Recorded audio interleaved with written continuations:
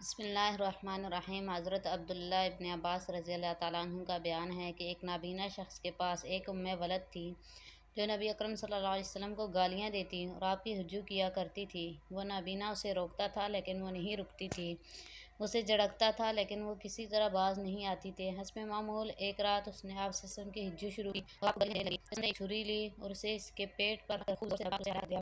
اس کے دونوں پاؤں کے درمیان اس کے پیٹ سے ایک بچہ گرا جس نے اس جگہ کو جہاں وہ تھی خون سے لت پت کر دیا۔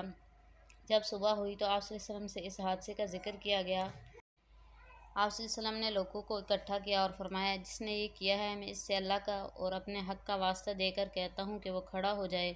تو وہ اندھا کھڑا ہو گیا اور لوگوں کی گردنیں پھاندتے اور ہانپتے کانپتے آ کر آپ صلی اللہ علیہ وسلم کے سامنے بیٹھ گیا اور عرض کرنے لگا، اللہ کے رسول، میں اس کا مولا ہوں۔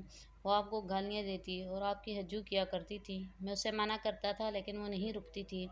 میں اسے جھڑکتا تھا لیکن وہ کسی صورت سے باز نہیں آتی تھی۔ میرے اس سے موتیوں کی مانند 2 بچے ہیں۔ وہ مجھے بڑی محبوب تھی۔ تو جب کل رات آئی حسب معمول وہ آپ کو گالیاں دینے لگی اور ہجو کرنے لگی۔ میں نے ایک چھری اٹھائی اور اسے اس کے پیٹ پر رکھ کر خوب زور سے دبا دیا۔ وہ اس کے پیٹ میں گھس گئی یہاں تک کہ میں نے اسے مار ہی ڈالا۔ تو رسول اللہ صلی اللہ علیہ وسلم نے فرمایا، لوگوں سنو، تم گواہ رہنا کہ اس کا خون لغو ہے۔ علی رضی اللہ تعالیٰ عنہ کہتے ہیں کہ ایک یہودی عورت نبی اکرم صلی اللہ علیہ وسلم کو گالیاں دیتی اور آپ کی ہجو کیا کرتی تھی۔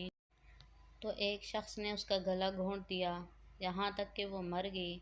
تو رسول اللہ صلی اللہ علیہ وسلم نے اس کا خون باطل ٹھہرا دیا۔